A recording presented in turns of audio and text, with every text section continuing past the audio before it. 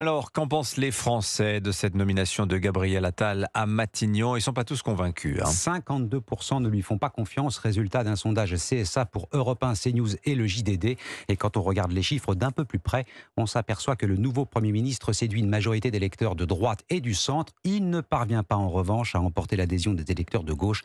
44% seulement déclarent lui faire confiance. Alors, sa nomination à Matignon répondrait à un objectif politique précis pour l'Élysée. Et il est même double. Alexandre Chauveau, contrer la tête de liste aux européennes Jordan Bardella et contrarier les plans d'Édouard Philippe pour la présidentielle de 2027. Oui, premier objectif, éviter l'humiliation aux européennes. Seule élection nationale du quinquennat, l'échéance fait figure de test grandeur nature pour la majorité. Un conseiller de l'exécutif affirme même à propos du nouveau Premier ministre, la peur de la Bérésina a précipité son arrivée. Gabriel Attal, 34 ans, symbolise la régénération souhaitée par Emmanuel Macron dans ses vœux aux Français.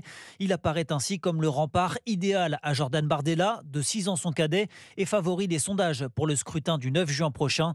3 ans avant la prochaine présidentielle, certains y voient également un moyen pour le nouveau chef du gouvernement de faire succéder au duel Macron-Le Pen, l'affrontement Attal-Bardella. Mais Gabriel Attal à Matignon, c'est aussi le moyen pour le président d'étouffer la probable candidature d'Édouard Philippe en 2027, lui qui comptait capitaliser sur son expérience rue de Varennes pour légitimer son ambition présidentielle.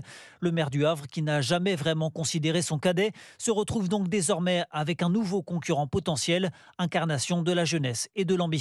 Alexandre Chauveau du service politique d'Europe 1.